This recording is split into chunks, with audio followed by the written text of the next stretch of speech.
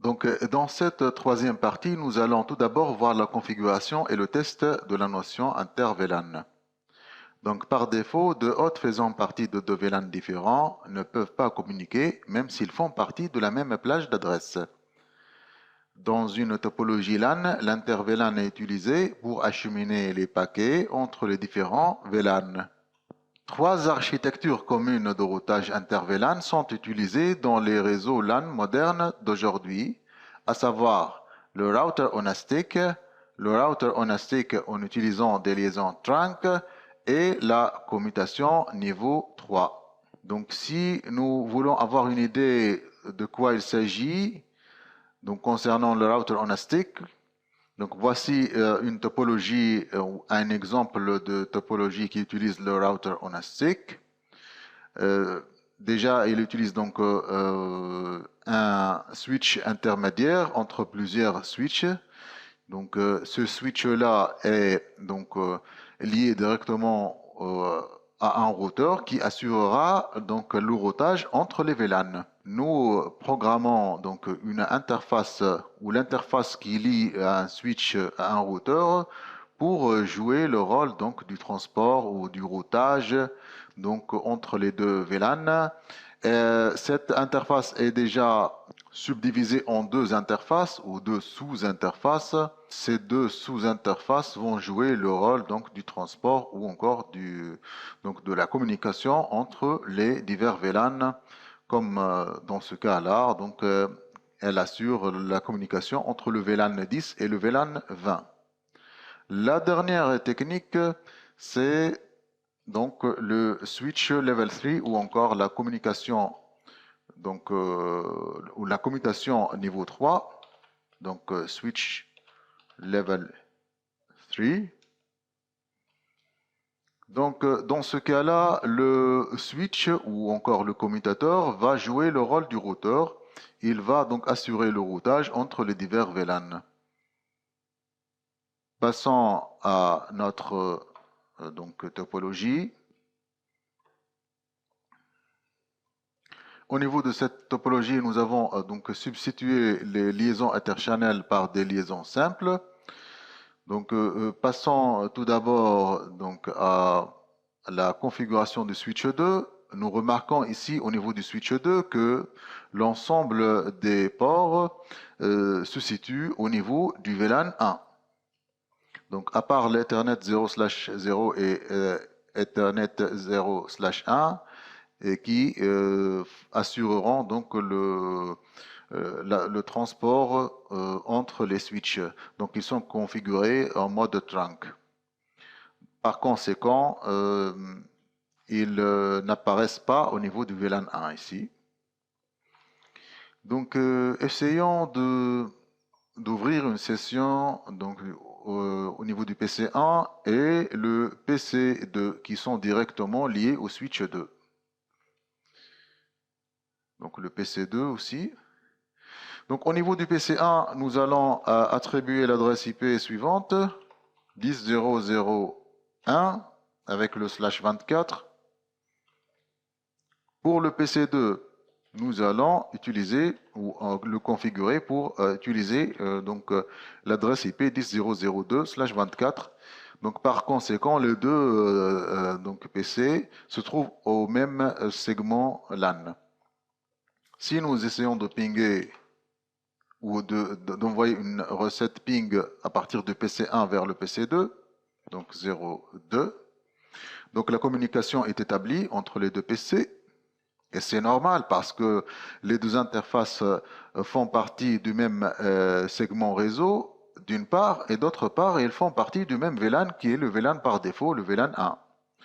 Donc si nous passons au switch 2 et nous essayons de donc déplacer l'Ethernet 0/2 vers le VLAN 2 qui est déjà créé au niveau de la partie 2 de notre vidéo et l'Ethernet 0/3 vers le VLAN donc 3.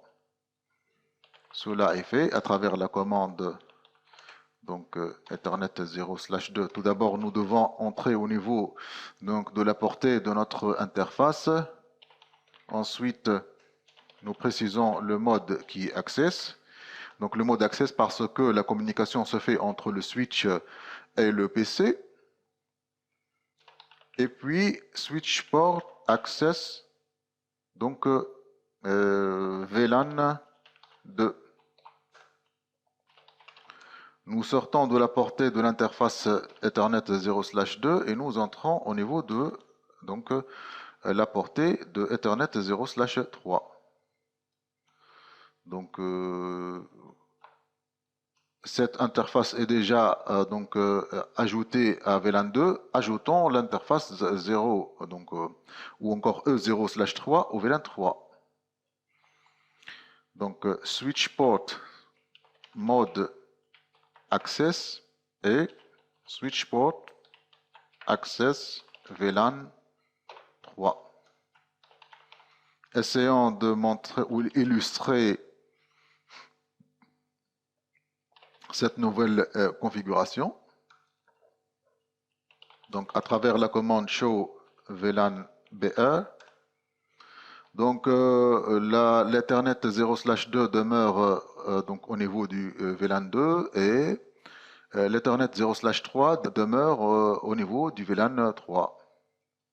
Si nous essayons d'envoyer une requête ping à partir du PC2 vers le PC3, ou encore, pardon, du PC1 vers le PC2, donc ping 10.0.0.2, donc, et voilà, donc même s'ils font partie, donc les PC1 et le PC2, même s'ils font partie du même segment réseau, à savoir le 10.0.0 /24, ils ne peuvent pas donc communiquer parce que ils font partie de divers VLAN.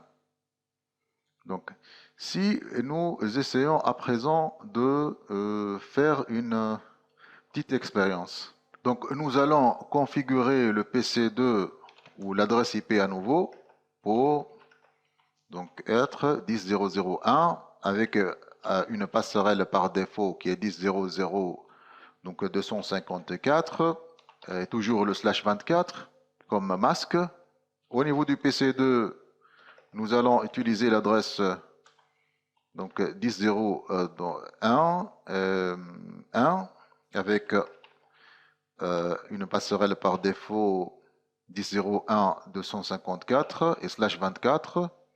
Donc les deux PC ne font pas partie maintenant du même segment LAN et nous essayons d'attribuer ces passerelles par défaut respectivement au VLAN 2 et au VLAN 3.